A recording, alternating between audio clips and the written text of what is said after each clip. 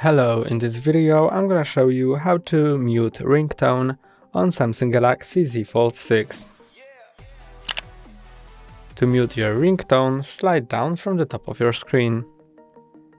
Then find this speaker icon. When it looks like this, it means it's not muted.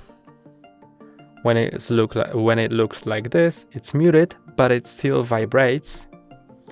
And when it looks like this, it's muted and doesn't vibrate.